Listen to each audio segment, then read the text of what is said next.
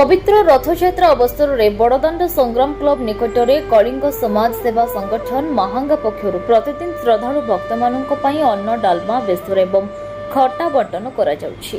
संगठन सभापति उत्कल रंजन सेठी सभापतित्व में प्रतिष्ठाता प्रतिम सावंतराय संपादक संजय कुमार पंडा एवं कोषाध्यक्ष हिमांशु रंजन शतपथी सहित अनुष्ठान समस्त सदस्य एही कार्यक्रम को परिचालना करिबारे संपूर्ण सहयोग करुछन्ति। दियो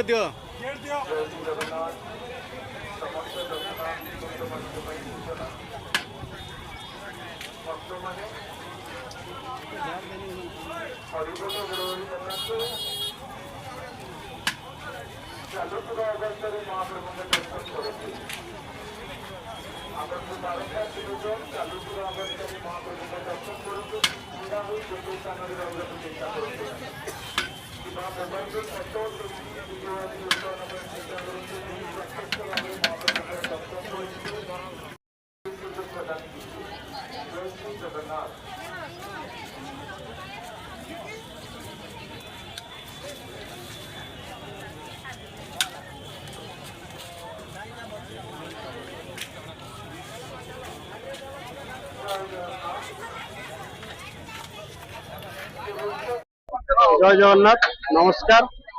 कलिंग समाज सेवा संगठन राहाणिया महांगा कटक कलिंग समाज सेवा संगठन प्रतिष्ठाता प्रतिदिन कुमार सामंतराय।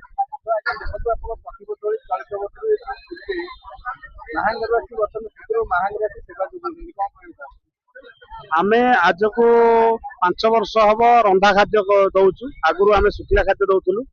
ए वर्ष भी खाद्य आर वर्ष आम 2 दिनिया प्रोग्राम हुए।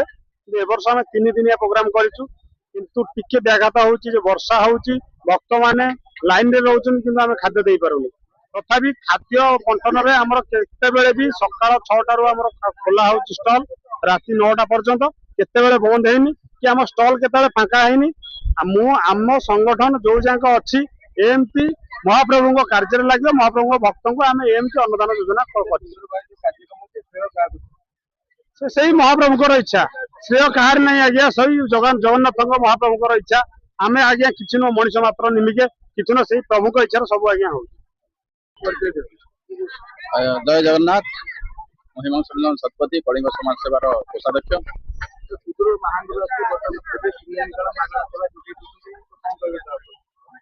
विगत 3-4 वर्ष धरिक आम आसुचु केवल भक्त मैंने खावाई बहुत असुविधार सम्मुखीन होता देखा पाइलु। से भक्त मान सुचिंता करी आमे बहुत खुशी सहित प्रति वर्ष कार्यक्रम कर आगे कार्यक्रम जारी रही। 16 तारीख श्रीगुंडीदारू आरंभ होता आज तृतीय दिवस। आज भक्त मैंने बहुत आनंद सहित खाद्य खाऊँ। आज आम शेष आम पुणी आसंता वर्ष यही समय पहुंच